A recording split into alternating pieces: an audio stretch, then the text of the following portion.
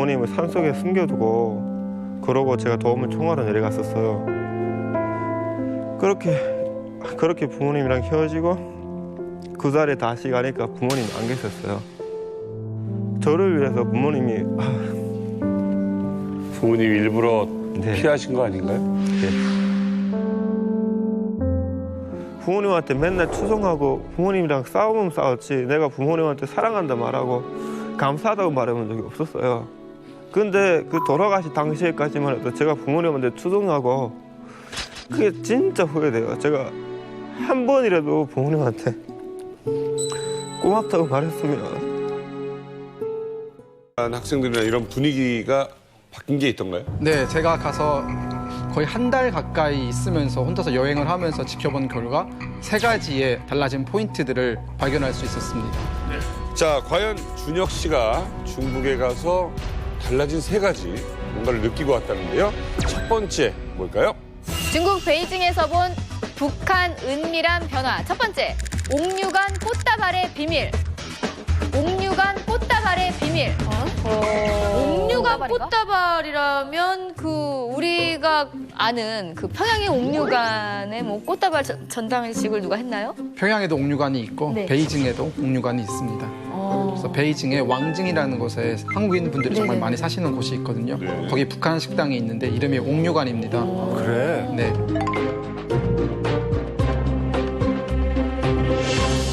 저도 저 베트남 북한 식당을 좀 가서 지난번에 취재를 했던 적이 있는데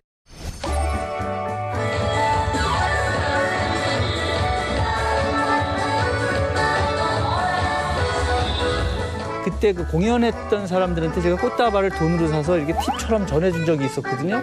그 베이징 꽃다발도 그런 건가요? 그렇죠. 근데 일단 베이징 옥류관 같은 경우에는 베이징에 나와 있는 북한 식당들이 다 그러한데 지금은 공연을 안 합니다. 왜? 네, 저도 잘 모르겠어요. 이유는 모르겠는데 공연 안 하면 누가 공연을 가지? 안 하고요. 손님들이 즉석에서 몇 곡만 좀 들려줄 수 없냐라고 하면은 그 자리에서 3곡, 4곡 정도 하고 내려오는 그런 굉장히 치고 빠지는 식의 공연이 진행되고 있더라고요. 그리고 이제 그분들이 아까 말씀하신 것처럼 꽃다발을 드리잖아요. 근데 그 꽃다발 속에 중국 위안화 묶음을 이렇게 해서 팁처럼 이렇게 드리더라고요. 그래서 제가 그걸 직접 본 거예요. 그래서 이런 식으로 팁을 이제 드리는구나. 그러면 그 받은 사람은 감사합니다 이러고 아마 스테이지 뒤에 돌아가서 팁을 빼서 이렇게 본인들이 사용을 하겠죠. 그게 저희가 교육을 받아요. 북한 식당 나가기 전에 팁을 받으면 100% 국가에다 반납을 해야 되거든요. 그래서 손님들이 그걸 알아요. 그냥 팁을 보여주는 모습을 보고서 카메라로 감시를 하는 사람들까지 있어요. 그래서 그걸 감추기 위해서 아마 그런 방법이 생겨나지 않았나. 개인적으로 주고 싶어서 팁을 주는 것도 무슨 첩보 영화 같이 줘요. 준혁 군 아까 블랙리스트에 있다고 했잖아요. 그 중국 유학 도중에 탈북을 했는데 그렇게 그 북한 식당에 가도 돼요? 사실 저도 좀 무서웠거든요. 갈 때 혹시 저를 알아보면 어쩔까. 그리고 아까 뭐 블랙리스트 얘기도 있었고. 그래. 난 코앞에서도 못 들어갔는데. 근데 갔는데 전혀 못 알아보세요. 그럼. 네, 들어가자마자 그냥 뭐 주세요라고 했는데 일단 완벽한 서울말로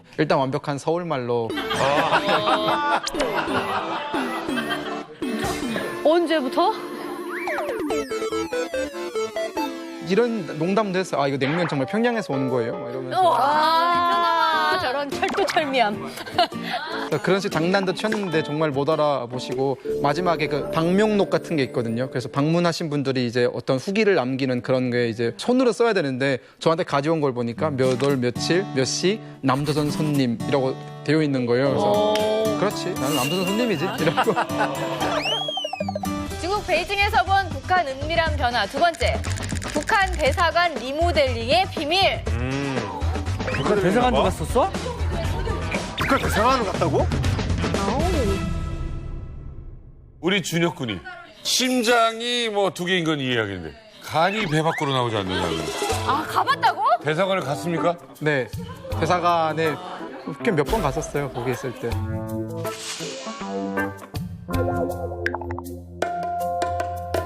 어떻게 된 거예요? 보시면 저기가 이제 북한 대사관이거든요. 네. 엄청 크다.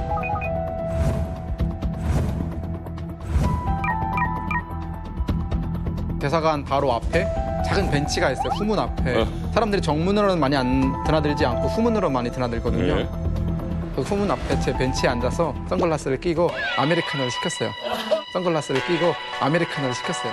그래서 아이스 아메리카노 옆에 놓고 팔짱을 끼고 이렇게 앉아서 한 1시간 정도 지켜봤습니다. 왜 그랬어요? 저 빨간 표식이 제가 앉아있던 자리거든요, 저희가. 바로 앞이네, 바로 건너편이네. 네. 그래서 이어폰을 꽂고 이제 노래를 들으면서 이어폰도 꽂고. 네. 최대한 자연스러워 보여야 되니까 야, 아니 진짜 혼자서 무슨 첩보 영화 찍고 왔네, 그죠?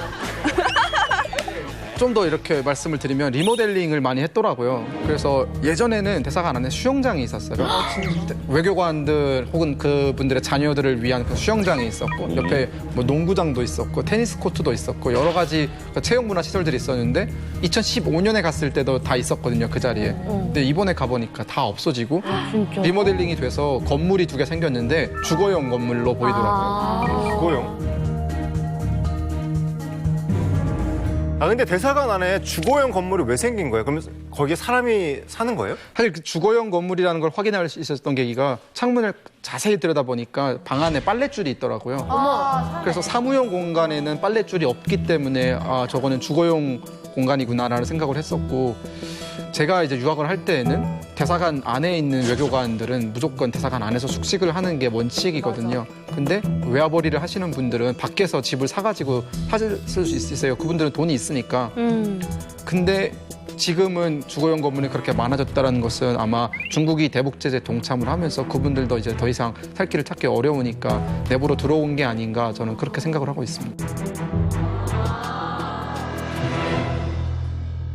저는 중국 대사관에 가봤었거든요. 북한, 그러니까 그게 유럽 가는 길에 비행기를 타려고 하니까 중국에서 비행기를 갈아타야 되니까 거기서 2박 3일을 묵었었어요. 근데 약간 5층짜리 건물, 숙식할 수 있는 그런 건물이 한 여러 채가 됐었는데 저희처럼 뭐 외국에 가는 사람들, 그런 사람들이 묵을 수 있는 그런 건물이거든요. 근데 되게 설비는 되게 좀 낙후해요. 낙후해가지고 더 많은 사람들은 거기서 안 묵고 그냥 주변 요관에서 묵는다고 하시더라고요. 북한 대사관 안에 숙소가 있다. 네, 그 안에 숙소가 되게 많았는데 하루에도 수십 명의 그 북한 사람들이 나갔다 들어왔다 하죠. 그럼 거긴 무료예요? 무료는 아니죠. 다른 요관보다 또 시설은 좀 낙후한데 가격은 또 비싸다고 하더라고요. 그래가지고 이거 살다 대사관에서 숙박업한다는 얘기 처음 들어본다 진짜. 장사다, 장사.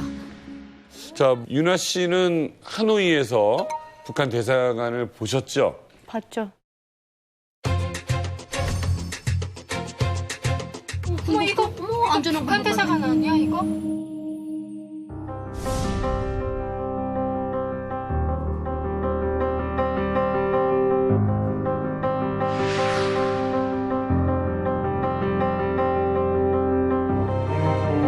생각만 해도 마음이 아파지려고 하는데 어느 언니가 거기 지나가면서 많이 떨더라고요. 거기 언니가 실제 들어갔다 나온 데잖아요. 그래서 그때 희석 오빠가 우리 보고 너네 둘 같이 가서 거기 당당하게 나 손잡고 한번 가보자 그랬잖아요. 네. 근데 오빠가 다음날 거기 버스를 탁 타고 가시면서 저희한테 야 무섭겠다 그러시더라고요. 그러니까 공화국기가 딱 앞에 있어요. 길 바로 옆에. 그리고 문도 딱 바로 길 옆에 있으니까 그냥 쳐다보는데 그냥 그 공화국기만 봐도 얼음이 되더라고요. 저는 정말 안타까운 게 은하 씨에게 제안을 했었어요. 그러니까 내가 같이 가줄게. 이제 대한민국 국민이니까 한번 오빠랑 같이 지나가 보자라고 했는데 은하 씨 끝내 못 하셨어요. 네, 못 하겠더라고요. 사실 한국에 와서 산 지가 이제 18년 돼 가는데 그 정도면 저는 이제 완전히 남한 사람이 다 됐다라는 느낌이 들었거든요. 그만큼 자신이 있다라는 생각이 들었는데 대사관을 딱 보는 순간 다리가 떨리고 아, 내가 아직도 쫓기는 그 탈북자의 신세로 돌아간 느낌이 드는 거예요. 근데 또 하나는 그런 생각도 들었어요. 사실 정말 무서운 곳이지만 저기 안에 들어가서 뭐 교통수단을 이용해 가지고 가면 고향에 갈 수도 있겠는데라는 생각도 잠깐 들기는 했었어요. 신돈 어머니, 호주에서는 북한 대사관 없어요? 있어요. 본 적 있어요, 지나가다가? 그냥대로 옆으로. 옆으로? 네. 뭐 이렇게 막 몸이 굳거나 막 긴장을 그러지 않았어요? 근데 호주에 있을 때는 좀 무섭기는 무서워도 그래도 제가 호주에서 7년간 일하다 보니까 좀 괜찮아지더라고요. 응. 그리고 한쪽을 내가 옥이 생기더라고. 억감이 생기더라고. 내가 왜 들었는데 아직까지도 이렇게 벌벌 떨어야 되냐? 그렇지. 응. 붙잡혀 가는 한이 있더라도 내 들하고 싸우고 싶다고. 멋있다, 멋있다.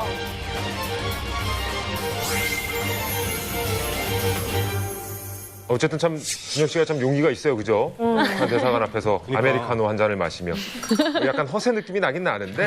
완전 허세. 이끌. 아니 그러면 혹시 또 다른 거 뭐 분석한 거 있어요? 네, 예전에 제가 있을 때는 초상장을 다 북한 사람은 달아야 되잖아요. 근데 저희는 대사관 앞에 들어갈 때 문 열릴 때 달거든요. 문 열리는 게 3초 정도 시간이 걸려요. 그때 다 달아요. 이렇게. 어머야. 그 전까지는 다 안 달고 다니거든요. 원래 달아야 되는데. 원래 달아야 되는데.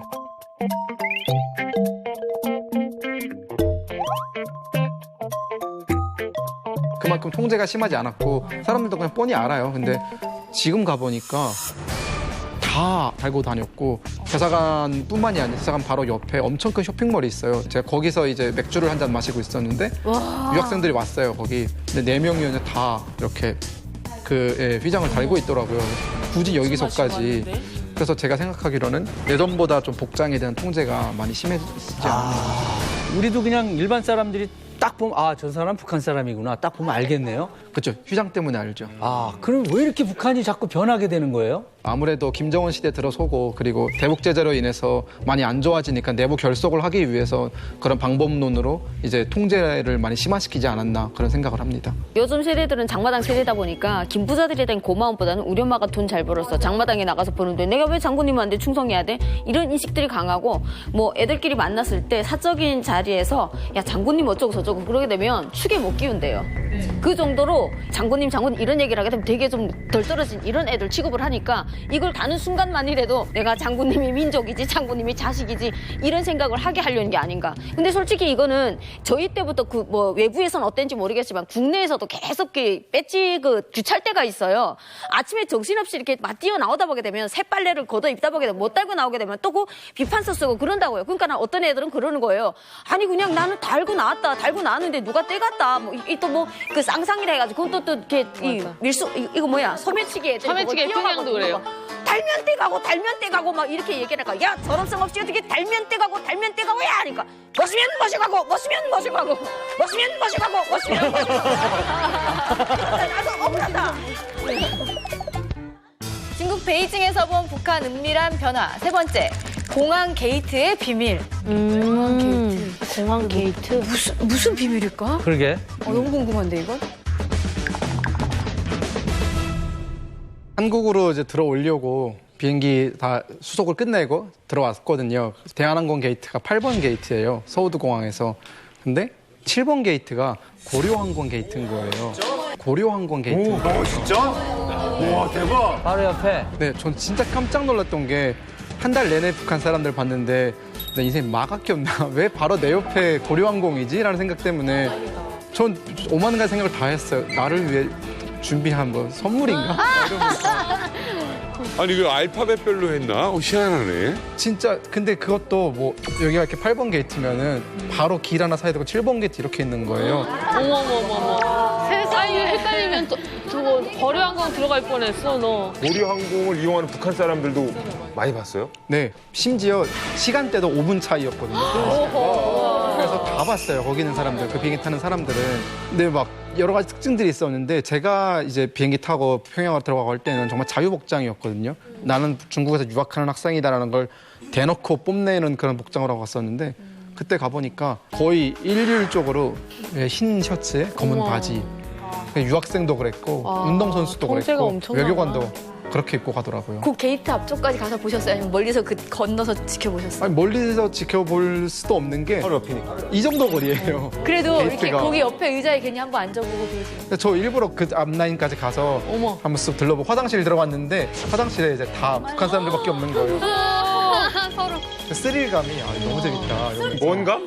스릴감이요. 스릴감이요? 네. 또 번데기 발음은 또 제대로 하네. 스릴감.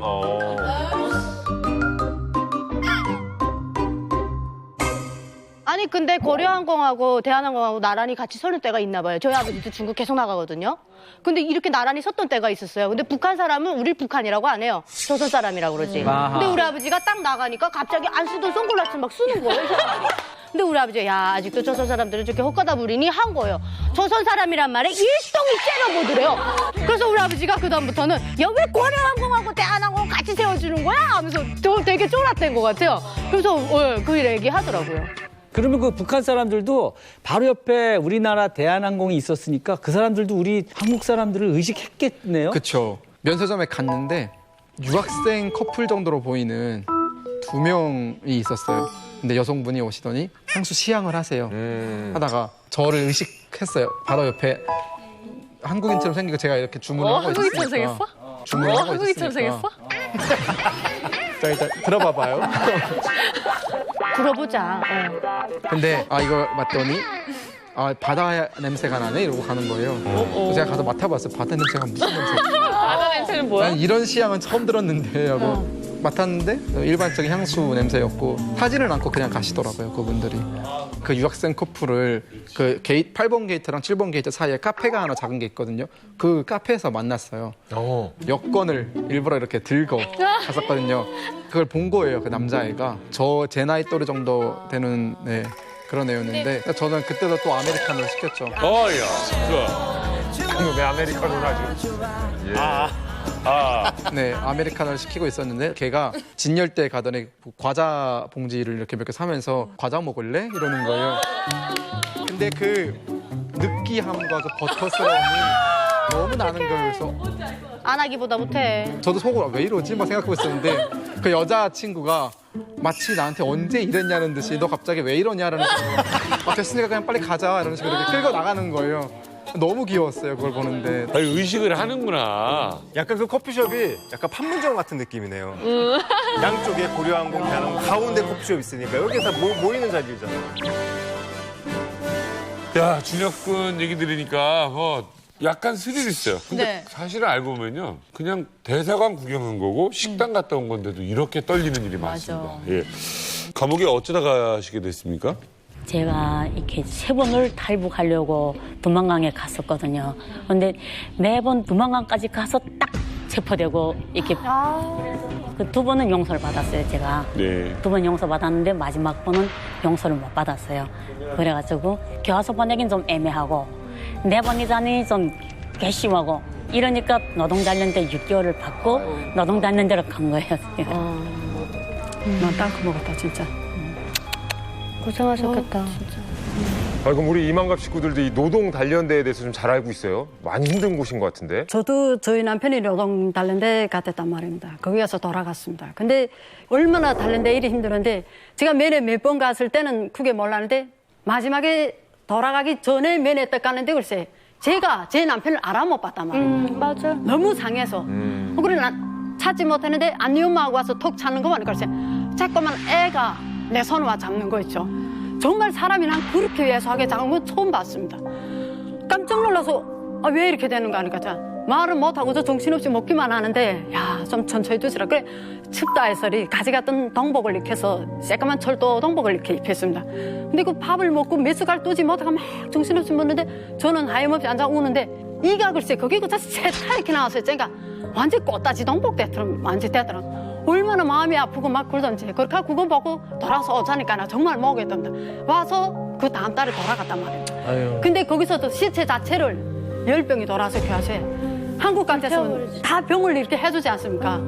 거기는 막 그날에 7명이 죽었는데 만 남은 꼴이란데 동시에 항구지다막에서 발이 나온 걸로 단련생들이 힘이 없으니까 그저 가서 묻어주고 하는데 전 사실은 오늘 이만갑에서 진짜 처음 전 남편 시체도 못 보고 봉분도 없습니다.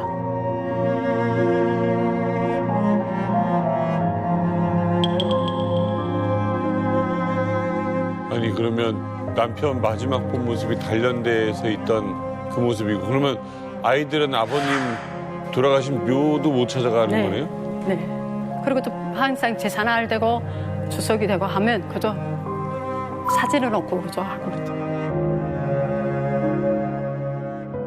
북한은 이 짧은 기간 내에 단련을 시켜야 되니까 그 강도가 센 거예요. 그럼 먹을 건 안 주고. 그래서 어떤 지역들에서는 단련대를 깡판이라고 해요. 깡 노동판에 그냥 내민다. 그래서 북한에 이런 구호가 있습니다. 노동은 사상 단련의 용광로이다. 그러니까 용광로에다 몰아넣고 사람을 막 그냥 쥐어잡다 보니까 거의 50% 이상이 죽어나간다고 해도 과언이 아닌 거예요. 예, 이렇게 끔찍한 노동 단련대에서 양명순 씨가 탈출에 성공을 하셨는데 어떤 방법으로 탈출하셨는지 화면 보시죠. 양명수는 쇠창살을 뚫고 탈출했다. 쇠창살을 뚫고 탈출했다. 야, 이게 쇠창살을 뚫을 수 있나요? 제가 이렇게 단련대에 들어갔을 때 저희 아들이 매일 이렇게 도시락을 가지고 매내러 왔었어요. 근데 어느 날인가 애가 하루 와가지고 엄마는 내일부터 산에 벌목하러 가는데 그 산에 가서 통나무를 엄마 몸에 못 꾼다. 제가 그때 당시 35kg밖에 안 됐었거든요. 어머 어떡해. 영양실조가. 그러니까 그 상황에서 제가 통나무를 꿀게 되면 죽는다고 저희 아들이 어떻게 도망치라고 오늘 밤 도망 못 치면 엄마 죽는다. 산에 가서 거기서 죽는다고. 제가 밥을 먹는 사이에 애가 이렇게 살창을 뜯어준 거예요. 아니 어떻게 쇠창살을 어떻게 뚫으셨어요? 여기가 제가 있던 방이거든요. 근데 살창이 이런 식으로 돼 있어요. 옆으로 이렇게. 근데 북한이 이렇게 사정이 안 좋다나니까 이 창문에 이게 유리가 없어요. 유리가 없고 비닐방막 대놓고 이렇게 살창이 이런 식으로 돼 있는데 애가 가서 살창 하나를 이렇게 내리 누른 거죠. 휘어졌죠. 그렇게 해놓고 다시 그거 이렇게 삥 돌려가지고 원위치 만들어 놓고 애가 저한테 와서 살창을 뜯었으니까 엄마 오늘 밤 무조건 도망치라 이러는 거예요. 제가 밥 먹고 들어와서 방 식구들하고 얘기했어요. 우리 오늘 밤 이렇게 나 도망치려고 하는데 다 같이 도망칠 거냐 했더니 다 도망치겠대요. 오케이. 몇 명이나 있었습니까? 6명이 있었어요. 예. 6명이 있었는데 이 방에 저보다 더 마른 애가 있었어요. 그러면 네가 약하니까 내 다음에 네가 나와라. 이렇게 순서를 정해가지고 이 옆에 방이 이렇게 비어 있어요. 옆에 방 사용을 안 해서 여기가 이게 변소 구멍이고 바깥으로 이 똥을 보낼 수 있게끔 네. 구멍이 뚫어져 있어요. 그러니까 얘가 나와서 이 구멍으로 들어가서 이 변기 구멍으로 나와서 이 방문 열고 바깥에는 신발을 이 감시창으로 던져주게 됐어요. 그 신발을 열어주면 1인당 자기 신발 하나씩 가지고 예. 신고 도망치게. 그렇게 작전을 다 짜가지고 예. 시작을 했던 거예요, 그걸. 그랬는데 그때 날씨가 3월 달이다 나니까 신발은 무조건 있어야 도망칠 거잖아요. 그날이 3월 20일 날이었었거든요. 엄청 춥지. 계획을 그렇게 세워놓고 제가 먼저 나오고 그 뒤따라 이제 그 두 번째로 나오게 된 애를 나오게 됐는데 얘가 자기가 몸이 허약하니까 진짜 옷을 엄청 깨입고 있었어요. 그래서 머리는 나왔는데 몸이 안 나오는 거예요. 다른 사람들은 지금 자기네 나올 순서를 기다리려고 창문 앞에 빙 둘러서 있고 창문은 비닐 방망이 다 찢어져 있는 상태고 그런 상황에서 얘가 이제 몸이 거짓 나오게 된 상태니까 제가 바깥에서 끌어당기는 상황이고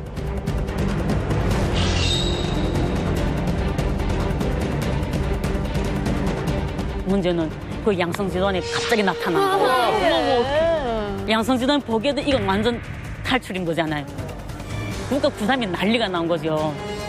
그 방법이 쎄 와락 잡아당겨가지고 뛰자 했는데 얘는 이렇게 영양실조다 나니까 바로 뛰지도 못하고 눈은 이까지 허벅지까지 와 있었고 그 뛰는데 안 되겠더라고요. 그래서 너하고 나오기서 헤어지자. 이래가지고 저는 무작정 뛰어서 30분 동안 이렇게 간 집이 아는 집으로 들어갔는데 거의 9시 지나서 북한은 전기가 없다 나니까 저녁이면 일찍이 불 끄고 잔단 말이에요. 다 누워있는 거예요.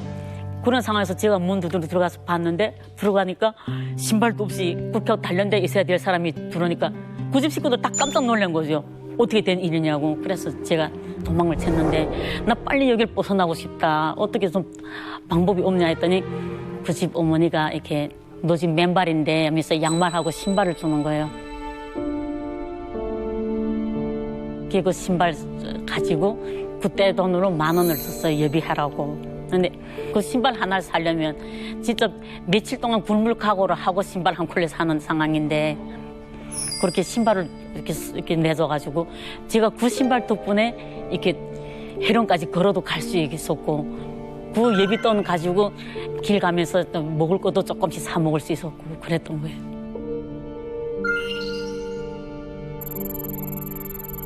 도로로 가려면 증명서가 없다 나니까 무조건 단속 걸리거든요. 그리고 제가 또 탈출한 상황이 나니까 안 좋은 말로 하면 수배가 떨어졌을지도 모르잖아요. 그러니까 제가 이렇게 산을 택했었는데 260리라는 길을 걸으면서 제가 진짜 무조건 살아서 어떻게나 살아서 대한민국으로 가야 되겠다. 저 길 없는데도 걸으신 거예요? 아니요, 산속에 길은 있어요. 아니 아무리 그래도 무슨 우리나라 뭐 둘레길 같은 것도 아닐 테고. 야, 그 90km가 넘는 그 산길을 막 헤매고 회령회를 가신 거잖아요. 네. 그 다음에는 어떻게 하셨습니까?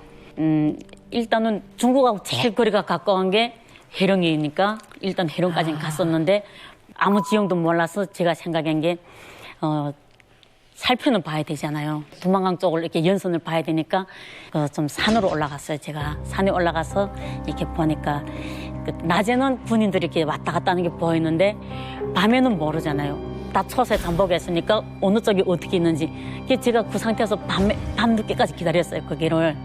그러니까 밤에는 군인들이 이렇게 왔다 갔다 하면서 이렇게 거기서 담배 피우니까 담배 불빛이 깜빡깜빡 하다 나니까 아, 여기서부터 여기까지 쳐서고 여기서부터 저까지 빈 공간에 이걸 제가 알았어요. 제가 보니까 두 초소가 사이가 되게 거리가 먼 거예요. 저긴 왜 저렇게 거리가 멀지? 어쨌든 저기를 한번 가보자 해서 내렸었는데 좀 하늘이 이렇게 흐리면서 눈이 살짝 오기 시작했었어요. 그때부터. 그래, 하늘이 도와준가 보다 이런 생각을 하면서 제가 그 길을 택했는데 보니까 절벽이었던 거예요. 거기가 절벽이었던 거예요. 거기가. 어떻게? 그래서 거기 처소가 없었던 거예요. 그 절벽이 돼가지고 뭐 어떤 길도 뭐 저한테는 보이지 않았어요. 그냥 어떻게나 이 길 내려가야만 두만강에 들어설 수 있으니까 제가 그때부터 이렇게 나뭇가지를 지고 바위돌도 붙잡고 이렇게 하면 미끄러져도 떨어도 지고 뒹굴어도 두 번씩이나 뒹굴기도 하면서 그러면서 내려온 게 두만강 옆에까지 왔어요. 절벽을 내려간 거예요? 절벽을. 근데 그때는 그게 절벽인 거 몰랐어요, 제가. 높은 절벽이었어요? 좀 높았었죠, 거기가. 그래가지고 제가 내려와서 이렇게 두만강 옆에까지 딱 오니까 그게 3월 말경이다 약간 두만강 기슭 쪽에는 얼음이 풀려 있었어요. 이렇게 물들이 이렇게 있어가지고 물에 들어서려 보니까 안 되겠는 거예요. 그래서 제가 이렇게 쭉 이렇게 둘러보니까 통나무가 한 대가 있잖아요. 이게 땅에서 이렇게 얼음 인대까지 걸쳐져 있었어요. 다행이다 진짜. 이거 진짜 누가 지나갔던 다리 맞은 것 같아가지고 제가 고기를 해서 이렇게 간신히 이렇게 넘어가지고 얼음에 딱 올라서서 거리를 보니까 막 얼음이 깨진 소리가 들렸어요. 막 짜작짜작 하는 소리가. 그래, 아니다, 이건 서서 못 걷겠다. 이래가지고 신발을 벗어서 양쪽 손에다 끼고 엎드려서 기기 시작했어요, 제가. 잘하셨네. 기면 이렇게 서서 걷는 것보다 몸무게가 이제 분산되니까. 무게 중심이 이게 분산된다 하더라고요. 그 생각이 딱 나가지고 이렇게 네 발 걸음해가지고 딱 건너왔는데 아니 저거까지 건너면 끝인 줄 알았어요, 진짜.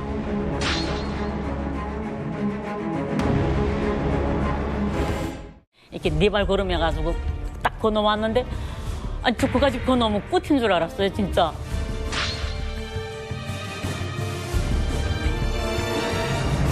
아니 딱 일어서면 그 앞에 산이 높이 2m 되는 철조망이 가로막고 있는 거예요. 아이고 맙소사.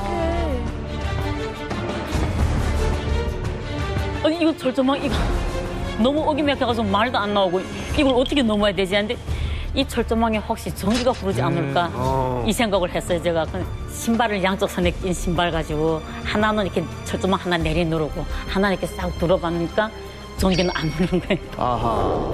그래서 제가 그 신발을 신고 왼발로는 철조망 내리누르고 이렇게 오른손으로는 이렇게 철조망 올리 받치고 이렇게 해가지고 그 구멍으로 제가 빠져나와가지고 그 넘어서서 중국 쪽에 닿는 순간에 앉아서 엉엉 울었어요. 아이고. 얼마나 기가 막히셨어요. 진짜. 눈물이 왜 났을까요? 아유. 8년 만에 진짜 성공했어요. 진짜 두만강까지. 그 중국까지 오는 길이 너무너무 어렵고 힘들었고. 그게 앉아서 주저앉아 왕왕 울고 있는데 그때 경비대들이 알은 거예요. 제가 넘어간 걸. 아유. 호루라기 불고 막 전직불 왔다 갔다 하고 이런 상황이어가지고 이 앉아서 이렇게 울기만 해서는 되는 일이 아니구나. 빨리 피해야 된다. 그때가 몇 시쯤이었어요? 그때가 10시? 밤 10시 네, 한밤중이네. 그러니까 1시간 동안 지금 아유. 그 절벽에서 내려와서 두만강까지 걷는 거죠. 거기서 이제 막 울고 계셨는데 사실은 지금까지 넘어온 것도 기적이었지만 이제부터가 더 힘든 거거든요. 중국 땅 넘어가면 브로커가 있어야 되는데 거기 어디로 어떻게 가야 될지도 모르는데 거기 또 산길일 테고 그 다음에 어떻게 된 거예요? 제가 그때 당시 2시간 동안을 걸어서 이렇게 그냥 이렇게 변방대 이렇게 순찰 도로만 있다 뿐이지 산골이었어요 그냥. 그래가지고 마을 하나도 없는데 정신없이 걸어가는데 보니까 이게 집이 하나가 딱 나오는 거예요 길 옆에. 그 집을 들어가서 밥 좀 달라 할까 이렇게 생각했는데 모르잖아요 저기 어떤 집인지 무슨 사람들 살고 있는지 대화가 통할지 안 통할지. 그렇지. 그래서 생각하다 못해 아무리 생각해도 안 되게 해가지고 들어갔어요. 들어갔는데 남자 2분이 있었어요. 근데 그 사람들이 다 이게 중국 한족들이었어요. 그러니까 저하고 대화 안 통하죠. 그런데 들어가서 제가 진짜 손발 다 동원해가지고 북조선에서 왔다. 북조선에서 와가지고 지금 너무 배고파 그러니까 한 번만 좀 도와달라. 먹을 거 좀 달라 이랬어요 제가. 근데 정말 감사한 게 그 밤중에 이렇게 불을 떼서 저한테 이렇게 우동을 끓여주는데 우동 이렇게 큰 그릇에다가 이렇게 돼지고기를 이렇게 큼직큼직 썰어서 주는데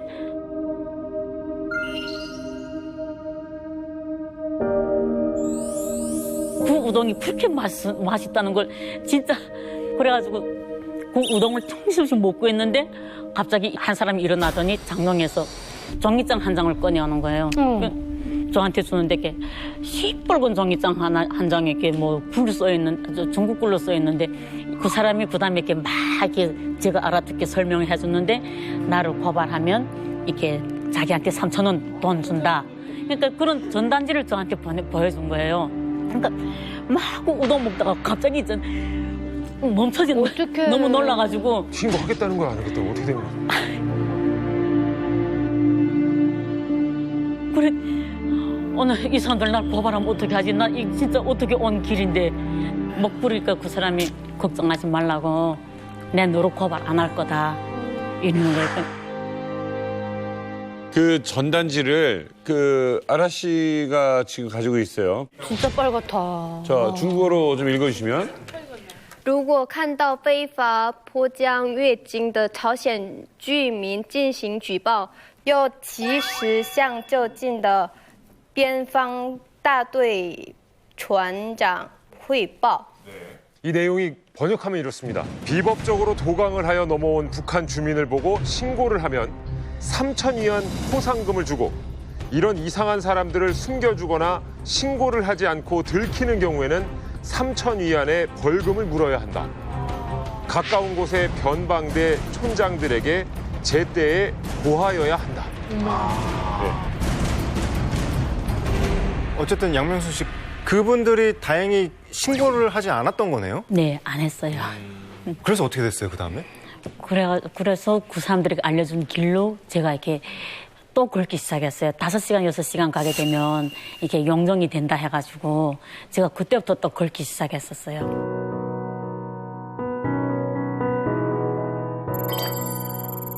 이렇게 총 130km를 그냥 걸어서 무작정 걸어서 중국 용정에 도착하셨는데 그런데 여러분 놀라지 마십시오.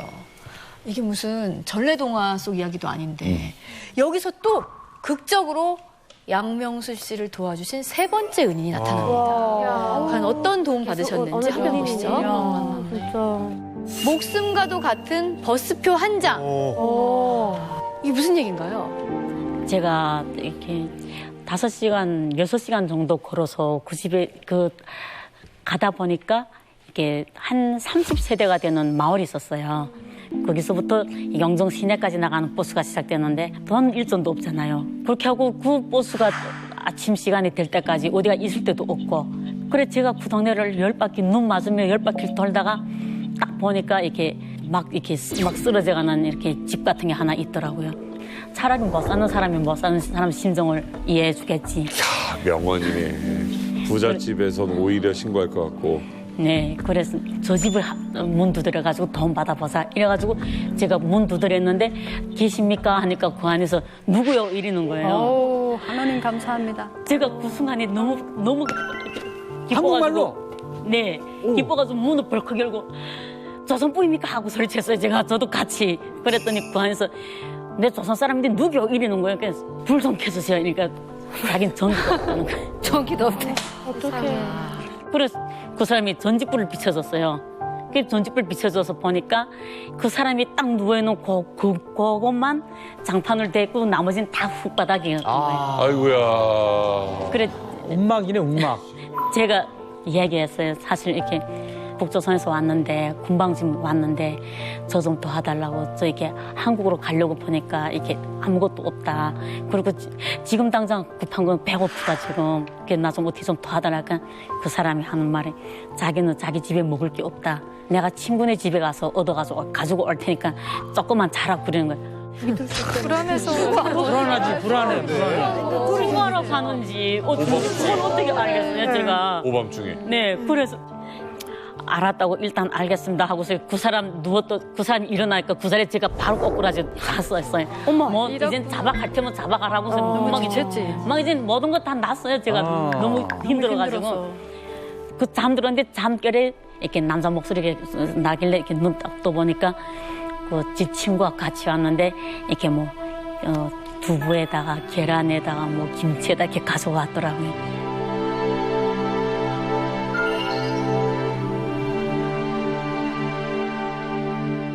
오히려 그런 사람들이 없는 사람이니까 제 이야기 듣고 자기 주머니에서 돈 20원을 꺼내주는 거예요. 자기도 가난한 사람이. 네, 자기도 가난한데.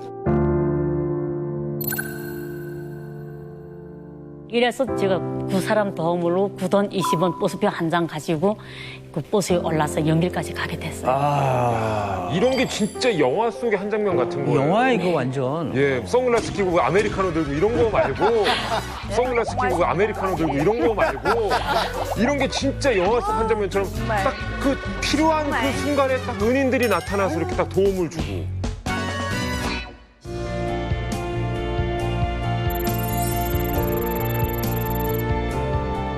약간 드라마 같은 이야기예요. 네, 정말 있을 수 없는 일일 것 같고 정말 신기한데 여기서 끝이 아닙니다. 또 여기서 이제는 또 이제 어디? 연길에 도착한 김명순 씨에게 네 번째 은인이 나타났습니다.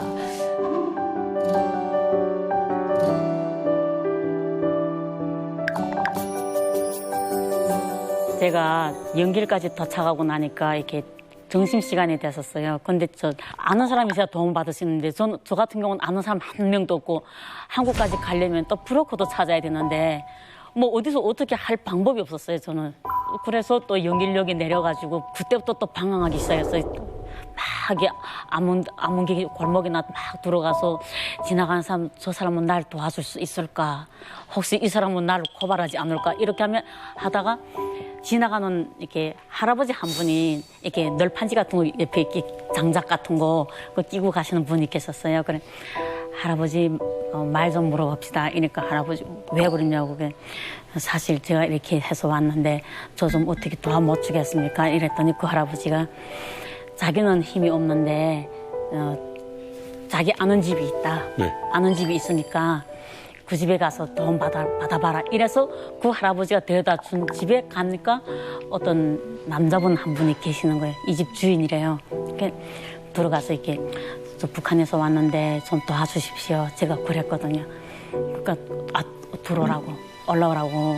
신발 벗고 들어가니까 그분이 저도 같은 북한 사람이라고. 북한 사람이라고 이러는 거예요. 어떡해. 나도 북조선이요. 자기도 북조선 사람이라고. 그래.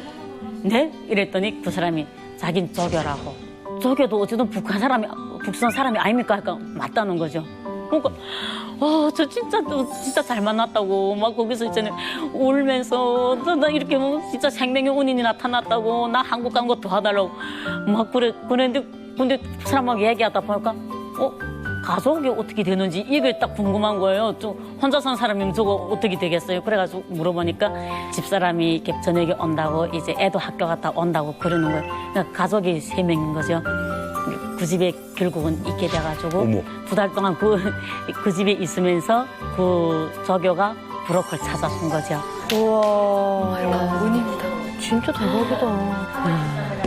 벨라키 왔다, 야.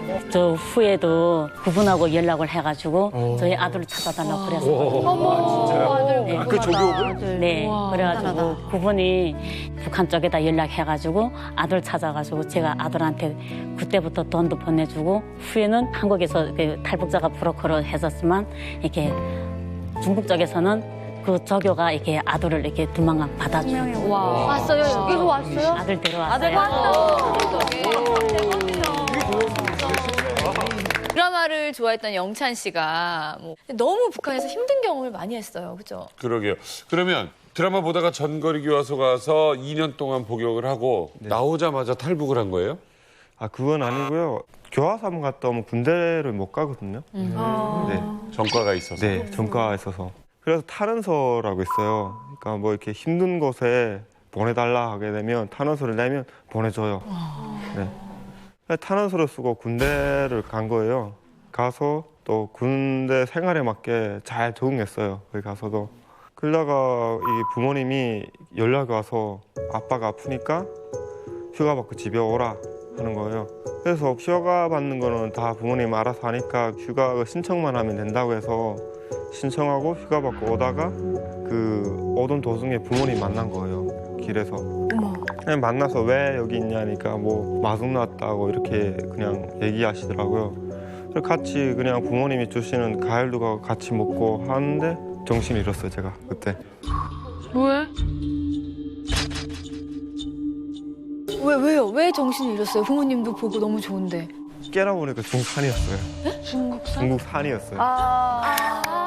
쓰러뜨렸구나, 중국산. 엄마 아빠가. 그럼 과일에 그러면 수면제를 탔던 거예요? 네, 그 어떻게 약을 타신 것 같아요. 자, 그러면 중국 어디예요, 거기가? 하룡시요, 하룡시.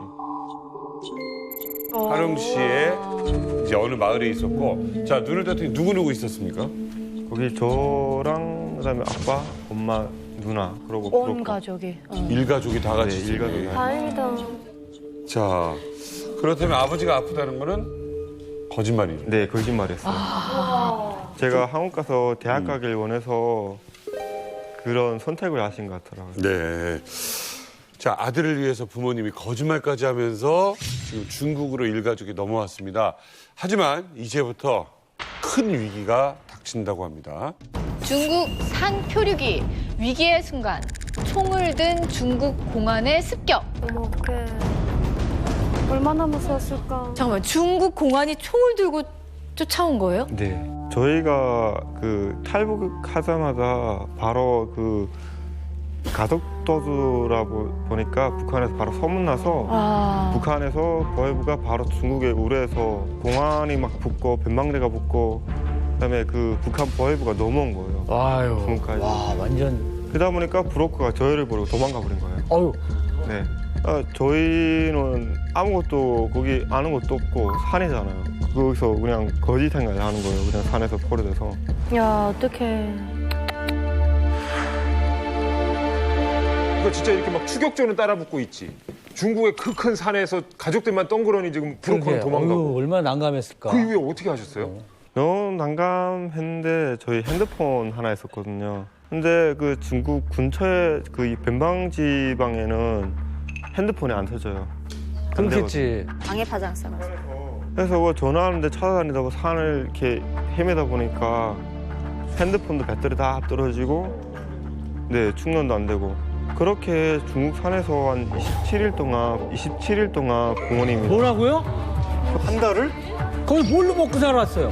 먹을 것도 하나도 없고 물도 없고 해서 그 물 먹고 싶으면 그 나무가지에 맺힌 물을 그 빗물을 먹고 이수를 받아. 아니면 그 웅덩이 있잖아요, 물웅덩이. 웅덩이. 그 빗물이 고인 거. 그것도 먹어봤어요.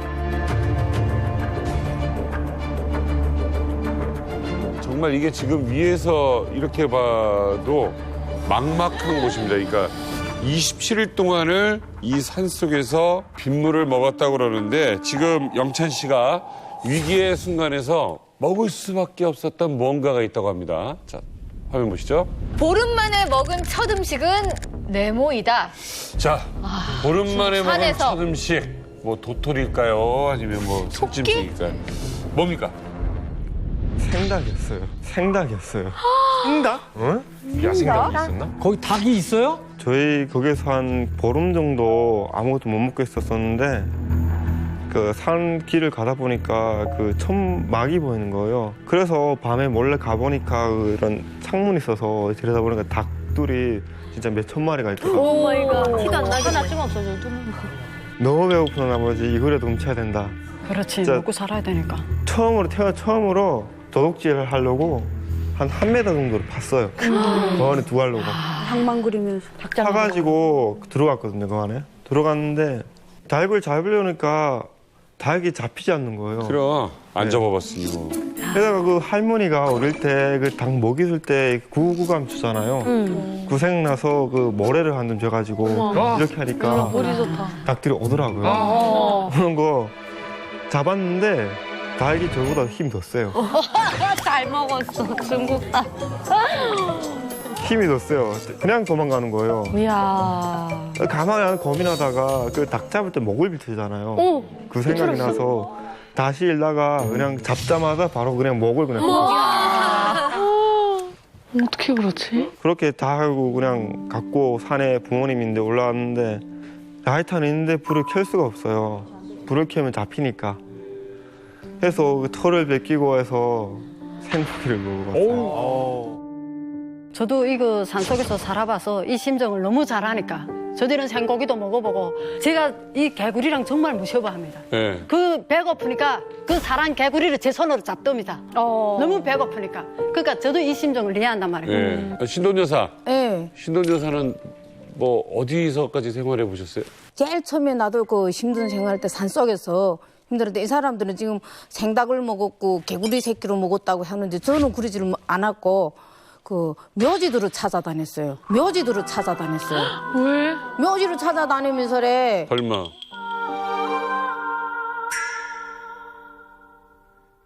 그 묘지 앞에 그 중국 사람들은 갔다가 음식을 갖다 차려놔요. 그렇지, 그렇지. 제사 지내고 너무 차례 지내고. 다행이야.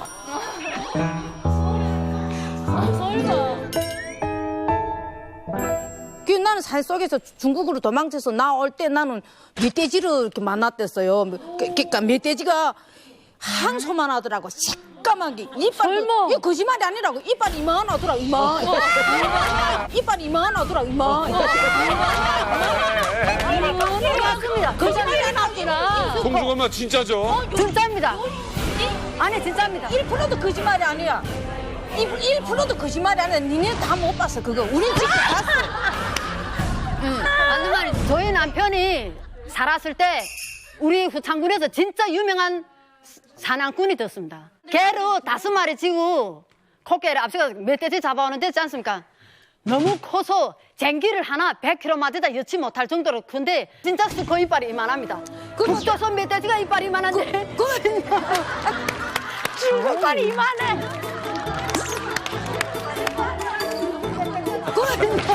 내 말 들어봐. 아니, 신발이 말하는 중국 멧돼지가 잘 먹어서 더 큰다. 내 말 들어봐. 돼지 멧돼지 주둥아리 요만해. 요만해. 그러면 멧돼지 주둥아리 요만하면 야, 우리 그 이빨이 더 길게 나와. 대한민국 멧돼지는 멧돼지도 아니네.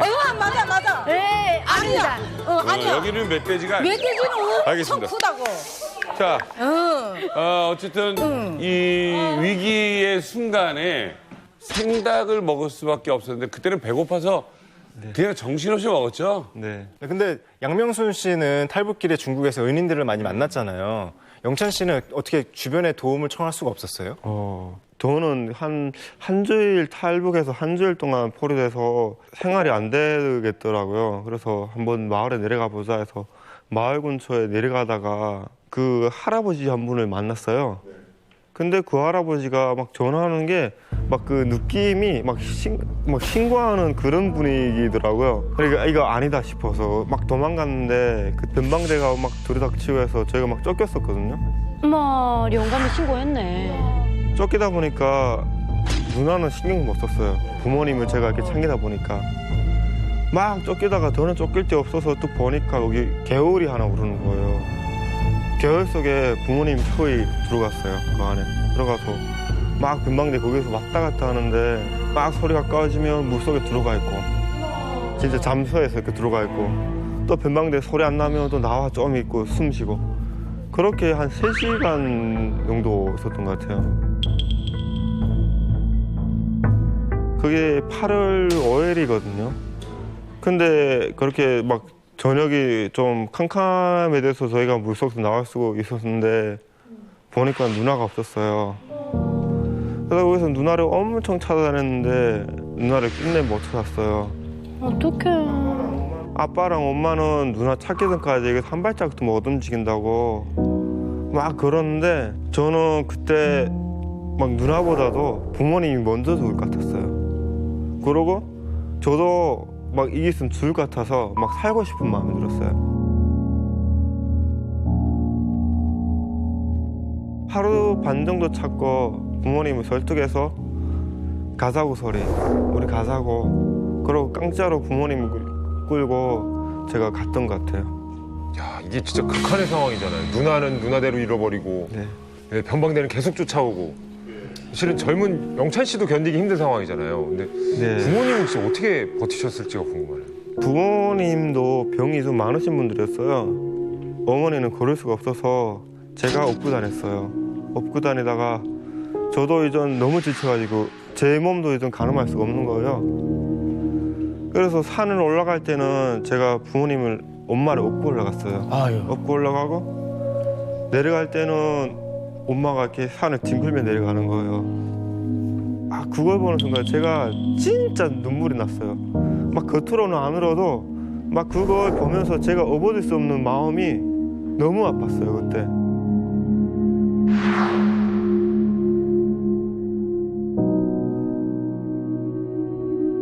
제가 그때 제일 후회되는 게 부모님을 엄청 욕했었거든요. 왜 이까지 와서 고생시키냐고. 북에서도 이렇게 고생 안 해도 다 먹고 살 수 있지 않냐. 괜찮게 살았었으니까 살 수 있는데 왜 내 유경 같은 거 묻지 않고 이까지 와서 이런 일을 벌이냐고 하면서 부모님 엄청 욕했던 것 같아요.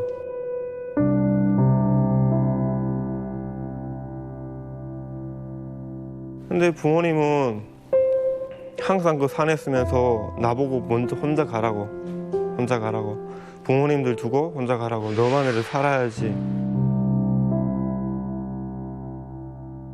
계속 저보고 먼저 가라고 했었어요. 그러다 그 마지막 헤어질 때 그러면 그 저보고 먼저 가서 도움을 청요라고 했어요 부모님이. 해서 제가 부모님을 산속에 숨겨두고 그러고 제가 도움을 청하러 내려갔었어요. 그렇게 부모님이랑 헤어지고 그 자리에 다시 가니까 부모님이 안 계셨어요.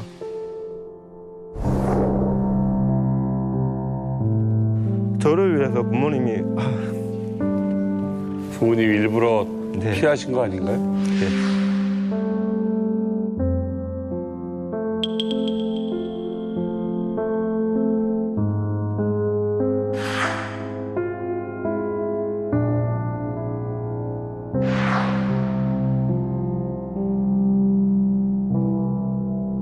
저를 위해서 피하신 것 같더라고요. 짐이 되기 싫어서. 네. 혹시나 주변에 있을까봐 주변에서 엄청 찾았는데 찾을 수가 없어서 그 산에서 며칠 동안 더 있었어요. 제가 그 부모님을 둔 곳에서 혹시나 오실까봐 내가 없는 사이에 뭐 어디 갔다 오실까봐. 이게 누나 잃어버린 지 며칠 만이에요 이건? 부모님 잃어버린 게 8월 24일, 25일 정도 돼요. 아니 그때 어떻게 그래도 살아야겠다라는 마음이 들었어요? 아니면? 네. 그때 제가 잠들었었는데 꿈속에서 막 엄마가 이러는 거예요. 왜 여기 누워있냐고 하면서 엄청 저를 막 욕하시는 거예요. 일어나라고. 그래서 벌떡 일어나서 내가 여기에서 자면 이제 잠들면 제가 죽을 것 같더라고요. 그리고 내가 살아야 내가 부모님 살릴 수 있겠다. 내가 꼭 살겠다. 무섭지만 내가 여기서 붙잡힐 수도 있지만은 살아야겠다는 거. 내가 살아야 부모님 살릴 수 있겠다. 진짜 그 산을 기어서 그 마을까지 갔거든요. 사람이 사는 곳까지. 살고 싶어서. 그렇게 하룡 시내까지 거의 진짜 집을 떠나서 30월 만에 도착했어요. 예? 35일 만에 도착했어요. 제장 시간이네. 그게 솔직히 지도상으로 보면 되게 가까운 거리인데 그렇게 막 도망가다 보니까 막 경찰한 쫓기고 하다 보니까 그게 막 진짜 며칠을 걸렸던 것 같아요. 저는 상상도 못할 일이라고 생각합니다. 저도 산에서 제가 진짜 산길을 잘 탑니다. 그런데 북한하고 이거 중국산인 돈 없습니다. 그리고 산속 어설길하고 이 평지길하고는 또 반대입니다. 일단 부모님들 잊어버린 그 상실이 큰데 거기서 거기로 온다는 건 정말 제가 대단한 일입니다. 진짜. 자, 그렇게 해서 걸어서 허름시까지 들어갔어요. 네. 우여곡절 속에. 거기 가서 옛날에 그 엄마가 같이 장사하시던 분이 한국에 계셨어요. 그분한테 전화하니까 그분이 브로커로 소개시켜줘서 브로커가 저를 데려온 거예요. 3일 만인가 왔어요. 새로운 브로커죠, 그러니까. 네, 새로운 브로커예요. 야, 그래도 그 전화번호를 외우고 있었네. 네, 부모님이 꼭 그건 외우라고 소리 했었어요. 네, 그렇게 브로커가 왔는데 브로커는 빨리 가자고 하는 거예요. 저한테 가자고 하는데 저는 안 간다고 했어요. 나랑 같이 부모님들이랑 가자. 그래서 난 절대로 안 간다. 근데 지금 와서 알게 됐는데 브로커는 그때 당시 부모님이 붙잡힌 것도 알았고 누나가 붙잡힌 다 알았더라고요. 지금 와서 알면. 어떡해. 그때 당시에는 제가 그때 그 진짜 막 부모에 대한 그런 감정으로 지금 눈에 진짜 보이는 게 없고 하니까 무서우니까 얘가 뭔 짓 할지 모르니까 그냥 제 말을 들어준 거더라고요. 그렇게 부모님이 있던 곳을 다시 갔는데 거기 한참 그걸 찾아봤는데 부모님이 안 계셨어요. 없지. 그 자리에서.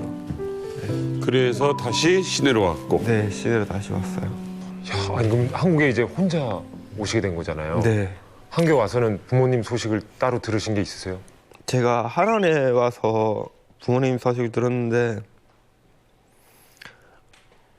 그 부모님 아버지는 감옥에서 북한 감옥에 돌아가시고 어머니는 그 붙잡혀 나오자마자 감옥에 있을 형편이 안 되니까 병원에서 나와서 돌아가시고 네.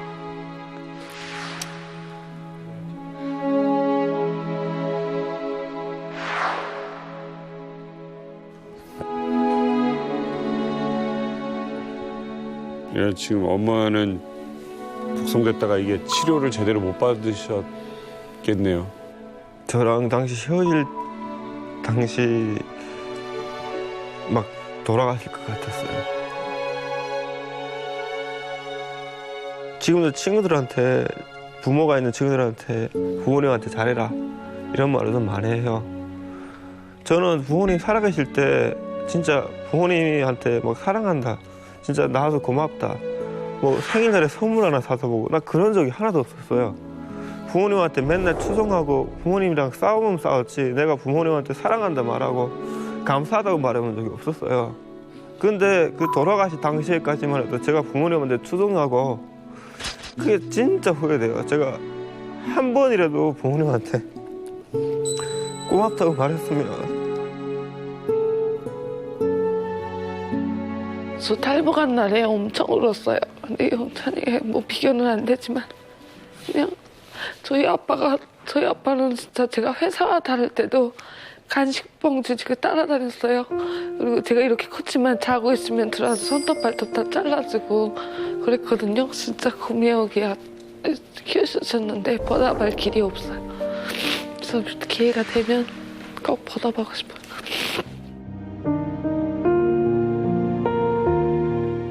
이게 뭐 너무 아픈 일들이라서 이게 참 익숙해지지가 않아요. 이만갑하면서 많은 분들의 아픈 얘기를 듣지만 이게 진짜 익숙해지지 않는 아픔과 이 고통 이야기라서요.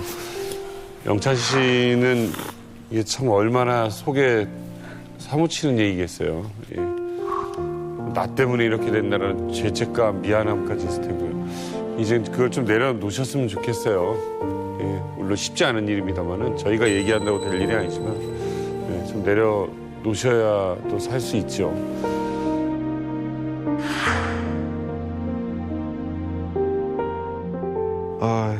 다는 모르겠지만 그래도 또 새 삶을 찾아다 주려고 부모님이 그렇게 노력하신 만큼 저도 또 지금은 안 계시지만 더 열심히 살고